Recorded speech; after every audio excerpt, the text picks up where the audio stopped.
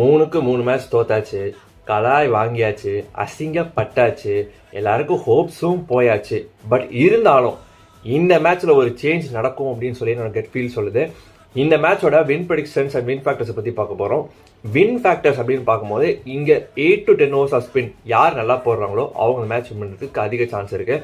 அதே மாதிரி பேட்டிங்கில் நீங்கள் minimum 50 to 60 runs minimum loss of 2 wickets அடிச்சிங்கன்னா ஒரு அப்பர் ஹேண்ட் இருக்கும்.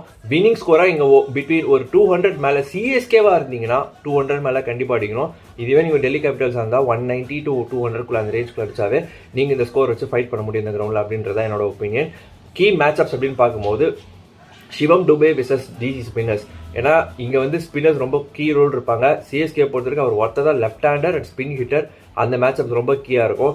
டெல்லி கேபிட்டல்ஸ் பேட்டிங் ஆடும்போது opening spell of Khaleel Ahmed against KL ராகுல். சப்போஸ் சர்வைவ் ஆகிட்டார் கேஎல் ராகுல் பொழந்துருவார்.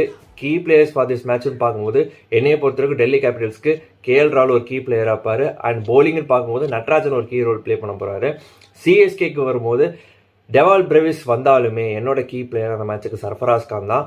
போலிங்கை பொறுத்த வரைக்கும் இந்த மேட்ச் ஜேமி ஓவர்டன் ஒரு கீ ரோல் ப்ளே பண்ணுவார் அப்படின்னு நான் பர்சனலாக பிலீவ் பண்ணுறேன்.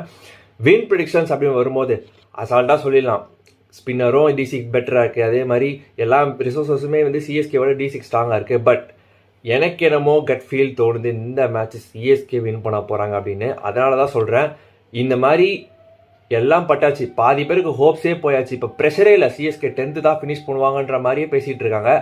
அந்த ப்ரெஷர் ரிலீஸ் தான் சிஎஸ்கேக்கு இந்த மேட்ச் ப்ளஸ்ஸாக வந்து ஜெயிக்க போகிறாங்க அப்படின்றதான் நான் நினைக்கிறேன்.